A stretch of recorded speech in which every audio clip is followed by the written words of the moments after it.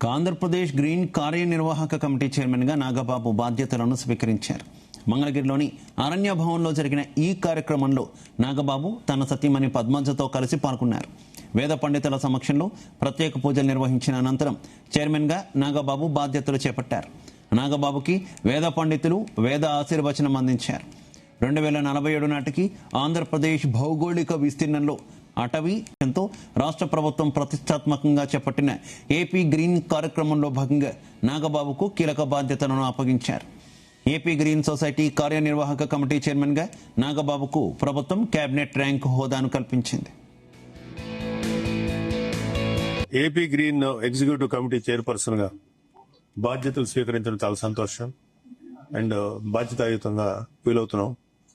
నాకు ఈ బాధ్యతలు అప్పగించినందుకు మా నాయకుడు ఉప ముఖ్యమంత్రి శ్రీ పవన్ కళ్యాణ్ గారికి, అలాగే కూటమి నాయకులు ఆంధ్రప్రదేశ్ ముఖ్యమంత్రి గౌరవనీయులు శ్రీ చంద్రబాబు నాయుడు గారికి, అలాగే గ్రీనరీ మీద చాలా అద్భుతమైన అవగాహన ఉండి దేశాన్ని ప్రగతి పదంలో నడిపిస్తున్నటువంటి భారత ప్రధాని శ్రీ నరేంద్ర మోడీ గారికి, అలాగే మిగిలినటువంటి నా అసెంబ్లీ అండ్ కౌన్సిల్ సభ్యులందరికీ, ప్రతి నాయకుడికి, కార్యకర్తలకి, అలాగే మా జనసేన కార్యకర్తలందరికీ హృదయపూర్వక నమస్కారాలు.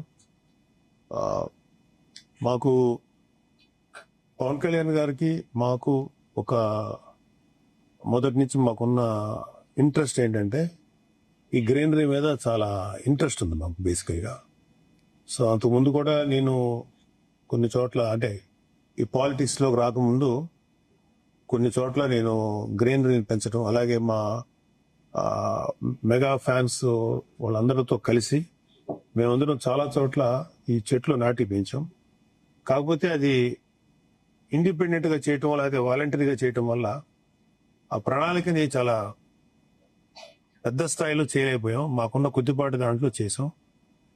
కొన్ని ఒక 20-30 వేల మొక్కలు, 40 వేల మొక్కలు మా అభిమానులతోటి నేను కలిసి నాటి పెంచాం. అంటే జస్ట్ మొక్కలు నాటి వెళ్ళిపోలేదు, బాధ్యతగా పెంచాం.